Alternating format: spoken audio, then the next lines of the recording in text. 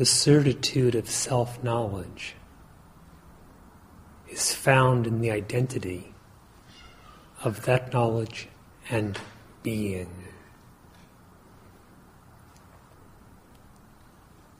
In self-knowledge, the conception of I know this is absent. And so likewise, its corollary, the doubt, I do not know this, is also non-existent.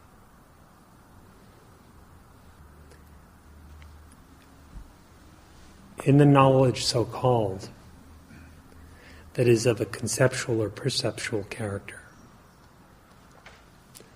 I know this is a curious combination of the reality of our own being, the luminosity of our own consciousness, and some objective thought form. Self-knowledge is entirely non-objective.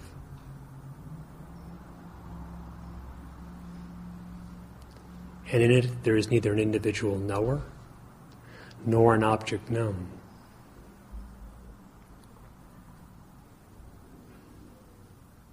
The constancy, the ever-sameness of self-knowledge has nothing to do with what is perceived and conceived. It is not determined by any bodily or sensory state. It is not determined by any mental mode or state.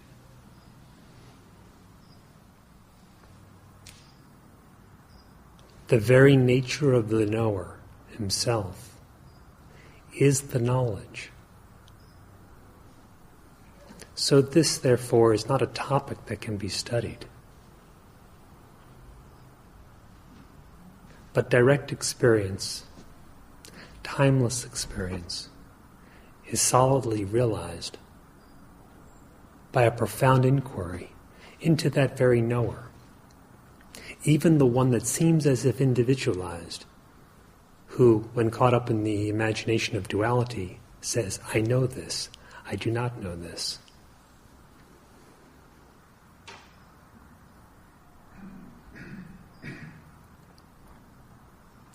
If, as the Maharshi has instructed, we inquire into for whom is the knowledge, or for whom is the ignorance, and discern the real nature of I, that knowledge which so discerns is in substance the very knower himself. As Shankara has pointed out, Brahman alone is capable of knowing Brahman. The Maharshi has revealed self-knowledge, the self knowing itself, of itself, by itself.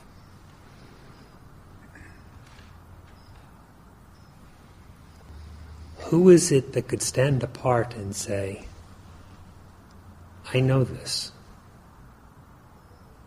Or who could doubt and say, this may be so, but I don't know this? Who is the one called I? In yourself.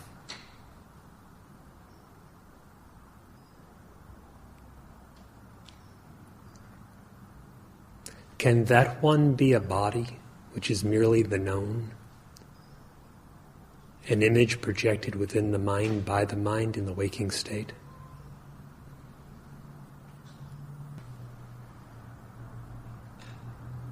Can that I be the mind, which, as Sri Bhagavan has said, is but a bundle of thoughts, inert in themselves?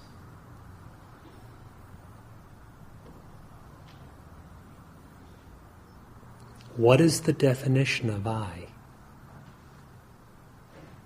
Your own nature.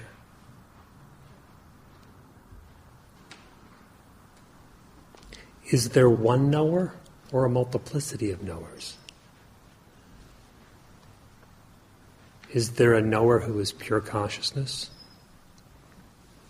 and another one, be it called ego, mind, individual, soul, or what have you.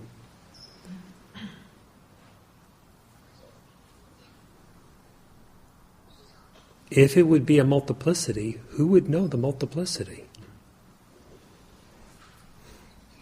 It still boils down to a single one.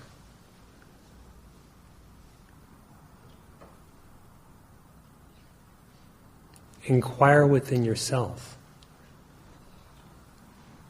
to perceive, not through the senses, of course, and not through mere thought, all of which is objective to you, but to perceive with real knowledge what in truth you are.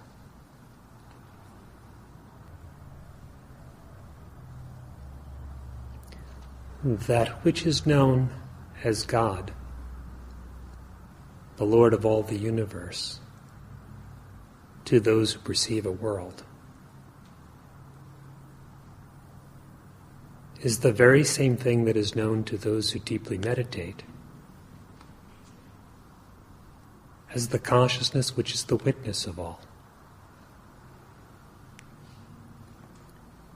And to those who inquire and know the self as it is, that very same one transcends all the previous definitions and abides as the unborn, uncreated absolute, for which there is nothing else to be witnessed,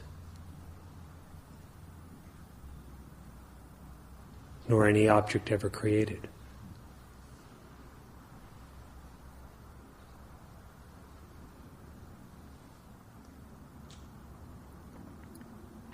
We should know our identity as that. Such knowledge does not come bodily, does not come conceptually.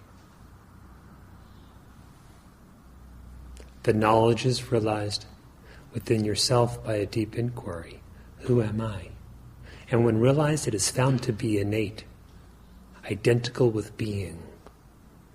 And as there is no second kind of being, be it an ego, a mind, or anything else, there is in truth no one in ignorance.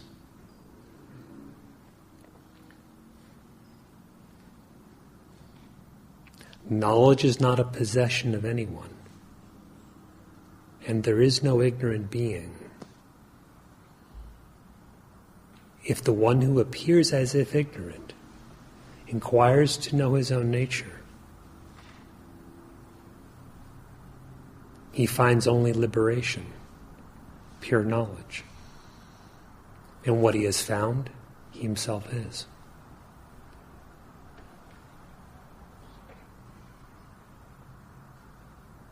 The certitude of this knowledge lies in being it. Being it does not mean a mode of mind, does not mean thinking about it. Being as knowledge is not a possession, nor can it be lost.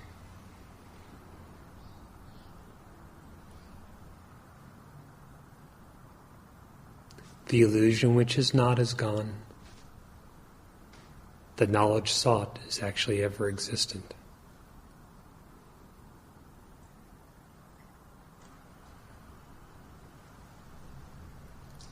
Look deeply within yourself to understand what's being hinted at this morning.